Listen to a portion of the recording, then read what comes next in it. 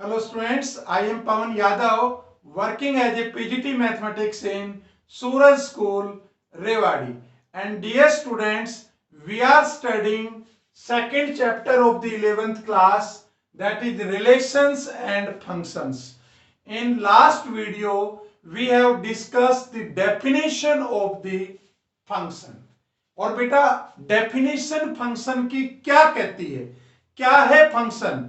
Function एक तरह से हम कहें तो एक स्पेशल टाइप ऑफ रिलेशन है। तो इसका मतलब यह हो सकता है कि हर एक जो फंक्शन होगा वो एक रिलेशन होगी, लेकिन क्या हर एक रिलेशन फंक्शन होगा?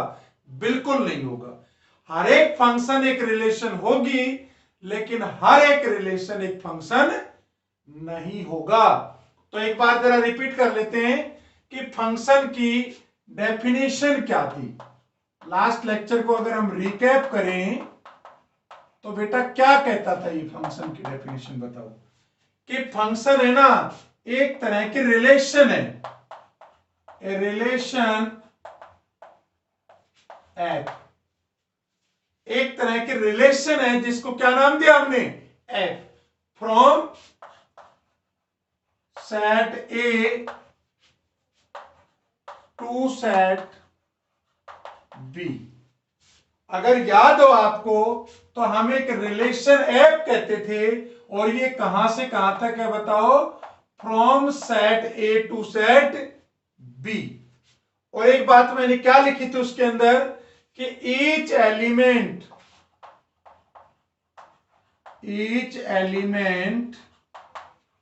Of set A has unique image in set B. मतलब ये एक ऐसे रिलेशन है जिसके अंदर each element of set A, ये जो फाइनाइट सेट है ना बेटा पहले वाला, इसका हर एलिमेंट की बी में एक यूनिक इमेज होनी चाहिए। तो अब इसको अगर एग्जांपल के तौर पे समझाएं तो क्या होगा बोलो? मान लिया मैंने ए सेट ले लिया 1 2 3 और ये ले लिया 4 5 6। तो देखो बेटा यहां पे 1 की इमेज क्या है? 4 है, यूनिक इमेज है भाई। 1 की 4 यूनिक है, ए की इमेज है, 2 की 5 ए की है, 3 की 6 है, ए की है। तो ये फंक्शन हो सकता है, तो इसको फंक्शन कह सकता हूं। लेकिन क्या ऐसा हो सकता है कि यहां 1 2 3 हो और 4 5 6 हो, 1 की 4 भी इमेज हो और 1 की आपके पास 5 भी इमेज हो? ये पॉसिबल नहीं है। क्यों पॉसिबल नहीं है? क्योंकि 1 की यहां पे 2 इमेज होगी है बेटा, 4 भी और 5 भी। मतलब एक एलिमेंट की एक इमेज होगी। ठीक है, एक बात तो ये कि हर एलिमेंट की है ना यूनिक इमेज होनी चाहिए, एक होनी चाहिए। और क्या बताया था बताइए इसके अलावा? इसके अलावा हमने लास्ट लेक्चर में आपको समझाया था कि ईच एलिमेंट, मैंने कहा ईच एलिमेंट का मतलब समझते हो? जैसे यहां पे मैंने 1 6 से बिलोंग कर रहा है, मतलब 1 की इमेज 6 है, 2 की इमेज 7 है, 3 की इमेज 8 है, और यहां पे 4 लेफ्ट रह गया। तो ऐसा नहीं होगा। मैंने क्या कहा कि each element of set A, each element of set A has unique image in set B. तो देखो बेटा 1 की भी यूनिक इमेज 6 है, 2 की भी 7 है, 3 की भी 8 है, लेकिन क्या 4 की कोई इमेज है? बिल्कुल भी नहीं है। तो ये तुम्हारा फंक्शन नहीं होगा। चेक कर लीजिए बेटा, इसको ध्यान से समझ लीजिए एक बार। तो आपने क्या समझा? ये तो एक डेफिनेशन हो गई। किसकी डेफिनेशन हो गई? फंक्शन की डेफिनेशन हो गई। अब बात करते हैं कि फंक्शन है उसको पता लगाने का एक और भी तरीका होता है। वो कौन सा तरीका होता है बेटा? उसको समझिए। आप ग्राफिकल मेथड से भी, वर्टिकल लाइन टेस्ट से भी आप इसका पता लगा सकते हैं कि फंक्शन कोई कर्व है कि नहीं है। तो देखिए वर्टिकल लाइन टेस्ट,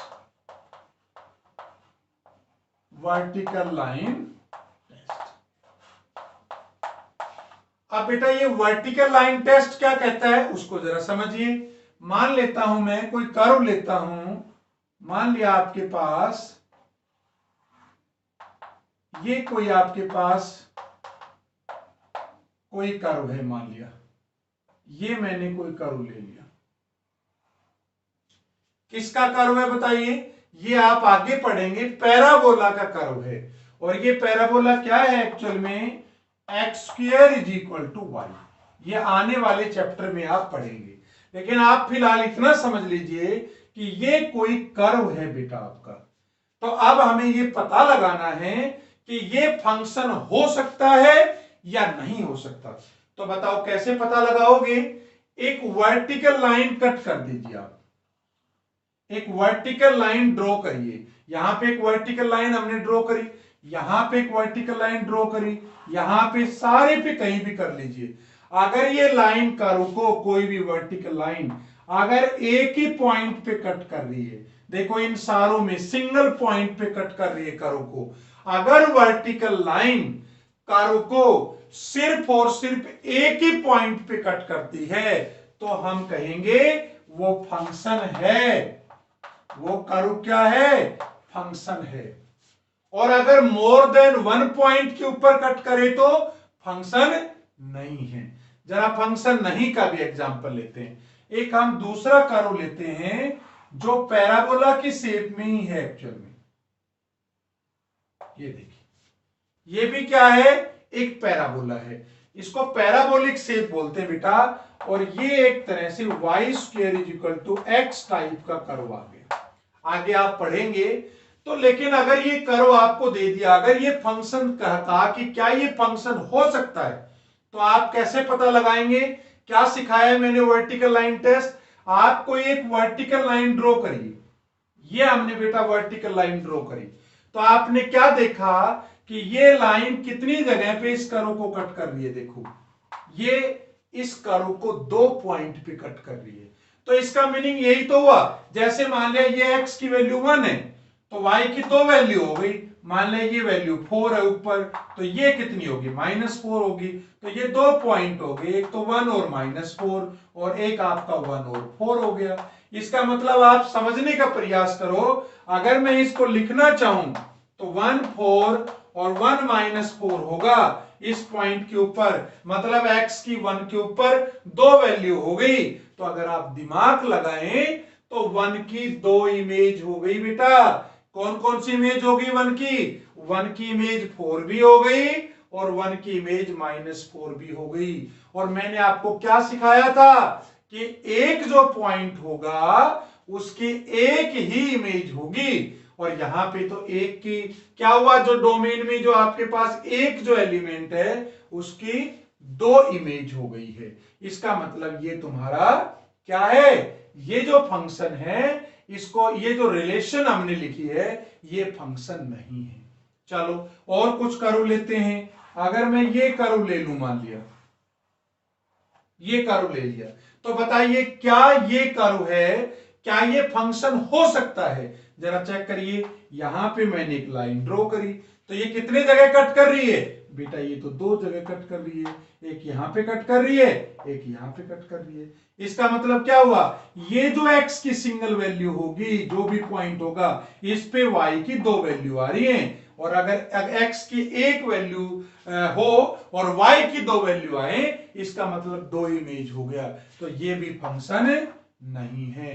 अच्छा और ड्रॉ करूं अगर मैं, क्या ये फंक्शन हो सकता है? ये फंक्शन बिल्कुल हो सकता है। कैसे? देखो कोई भी वर्टिकल लाइन ड्रॉ करोगे तो ये इस कर्व को एक ही पॉइंट पे कट कर रही है। तो मुझे लगता है कि आपको बेटा, मुझे उम्मीद है कि आपको ये वर्टिकल लाइन टेस्ट है ये बिल्कुल क्लियर हो गया होगा। तो अब तक हमने फंक्शन की डेफिनेशन पढ़ ली और हमने वर्टिकल लाइन टेस्ट भी पढ़ लिया, जिसकी मदद से हम ये पता लगा सकते हैं कि कब हम किसी रिलेशन को फंक्शन कहेंगे और कब हम किसी रिलेशन को फंक्शन नहीं कहेंगे। अब यहां पे हम कुछ कंक्लूजन पे पहुंचे हैं और वो कंक्लूजन बेटा क्या है उसको जरा समझने का प्रयास करिए। क्या, नोट करके बता रहा हूं, ऑल रिलेशंस आर फंक्शंस,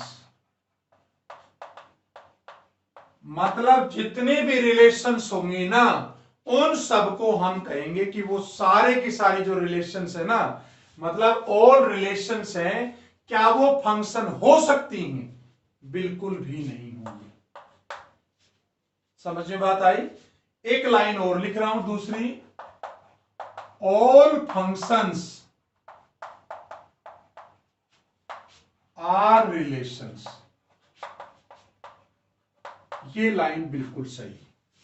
जितने भी फंक्शन होंगे वो सारे के सारे क्या होंगे? रिलेशन कह सकता हूं, लेकिन सभी रिलेशन को फंक्शन नहीं कह सकते। बेटा डेफिनेशन से भी क्लियर है कि जो फंक्शन है ना वो स्पेशल टाइप ऑफ रिलेशन है। तो फंक्शन एक तरह से सबसेट हो गया किसका? रिलेशन का। ठीक है, अच्छा अब कुछ और एग्जांपल लेते हैं। जैसे मैं कह सकता हूं कि फंक्शन है ना बेटा, एक तरह से रूल होता है। क्या रूल है? कि एक मशीन है, जो हम उसमें सेट करेंगे उसके अकॉर्डिंग वो आउटपुट देगी। जैसे मैं कहूं कि मैंने कहा F X is equal to 3x, क्या कहा बेटा हमने? F X is equal to 3x। अब x को तो डिफाइन करना पड़ेगा आपको। कैसे? कि भाई क्या पुट करूं? देखो x की जगह कुछ भी रखोगे तो आपको आउटपुट मिलेगा ही मिलेगा। कितने टाइम्स?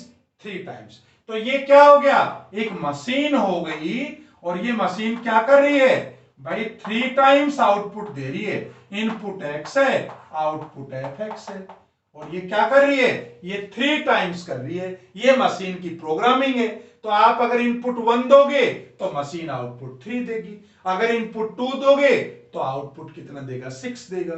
तो अगर मैं यहां पे कहूं कि x belongs to natural number, तो अगर मैं x की जगह नेचुरल नंबर लूं तो बेटा ये एक तरह से फंक्शन क्या बना आपके पास? क्या क्या आउटपुट्स आएंगे जरा बताइए, क्या क्या कंपोनेंट्स बनेंगे आपके इसके? सबसे पहले जब आप x1 लेंगे बेटा, नेचुरल नंबर पहला, तो यहां पे एफ एक्स की वैल्यू कितनी आएगी? f1 की 3 आएगी। तो पहला जो एलिमेंट है वो 1 3 आ गया। दूसरा जब आप 2 लेंगे, x की जगह 2 लेंगे तो आउटपुट 6 आएगी। तो ये तुम्हारा 2 और 6 हो गया। उसके बाद क्या करेंगे? 3 लेंगे, 3 लेंगे तो कितना होगा? 9। तो ये आपके पास 3 और 9 आ गया। 4 लेंगे तो कितना आ गया आपके पास? 12 आ गया। And so on. क्योंकि आप देखेंगे बेटा नेचुरल नंबर तो इनफाइनाइट सेट होता है भाई, आप वैल्यू पुट करते रहोगे और आपके पास y की वैल्यू जो एफ एक्स है उसकी वैल्यू आती रहेगी। तो आप इसके अंदर ध्यान से देखिए, इसका डोमेन क्या हुआ? डोमेन होता है एक आपके पास रेंज है, एक कोडोमेन है। ठीक है, अब डोमेन क्या हुआ इसका? 1 है, 2 है, 3 है, 4 है। पहला कंपोनेंट ही तो डोमेन था। तो आपकी इनपुट जो वैल्यूज आ गई ना भाई, नेचुरल नंबर था x बिलोंग्स टू, तो बेटा आप समझिए क्योंकि ये फंक्शन है तो फंक्शन तभी तो होगा जब आपकी कोई भी वैल्यू रखूंगा।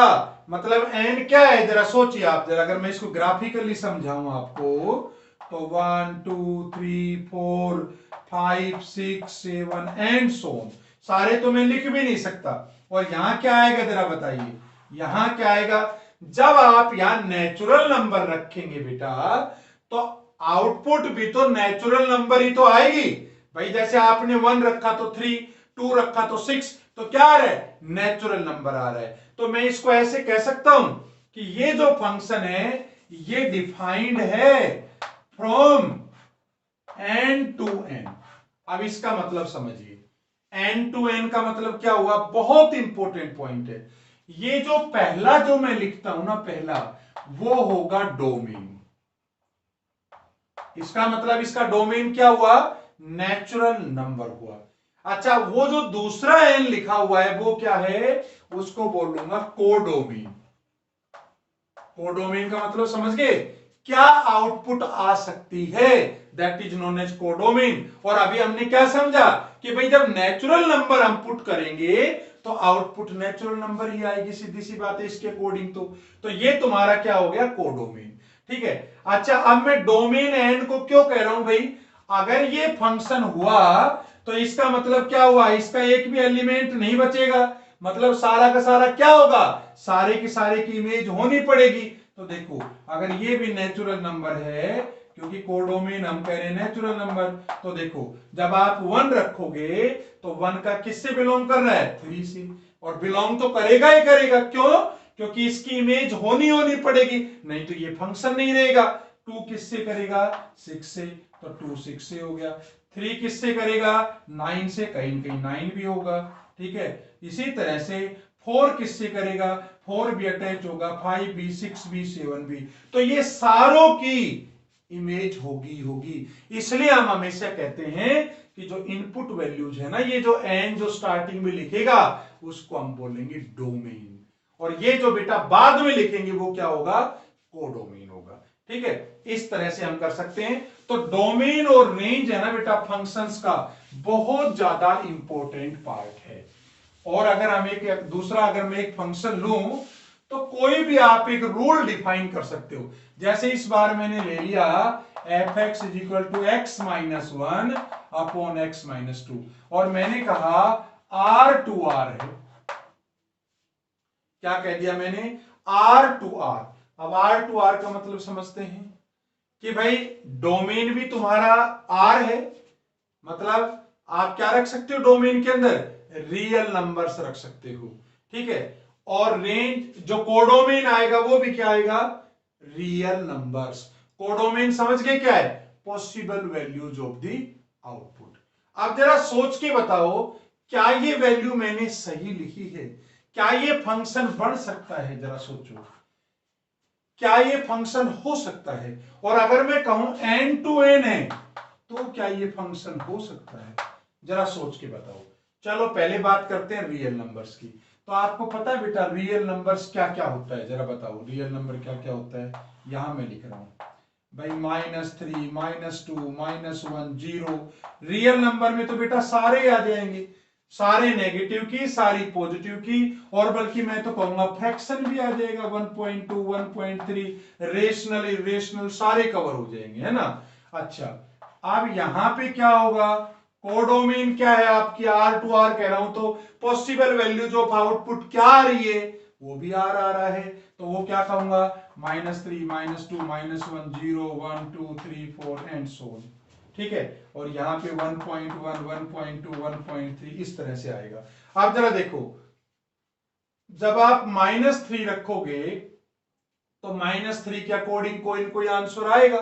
कैसे आएगा भाई, -3 यहां रखो तो -3 -1 अपॉन -3 -2, तो -4 अपॉन -5 0.8, तो यहां कहीं कहीं 0.8 तो जरूर मिलेगा। ठीक है ना। तो हमने क्या देखा कि भाई जब x की वैल्यू मैंने -3 रखी तो वो उसकी इमेज क्या आएगी, 0.8 आएगा। ऐसे ही -2 रखूंगा उसकी भी आएगी। लेकिन बेटा जरा सोचिए कि रियल नंबर में तो मैं 2 भी रख सकता हूं, और अगर मैंने 2 रख दिया यहां पे, जब x की वैल्यू अगर मैं 2 लेता हूं तो जरा बताइए इसकी वैल्यू कितनी हुई है, एफ ऑफ 2 की 2 -1 अपॉन 2 -2 1 अपॉन 0, और जब आप 1 अपॉन 0 करेंगे तो ये वैल्यू तो इंफिनिटिव आ गई।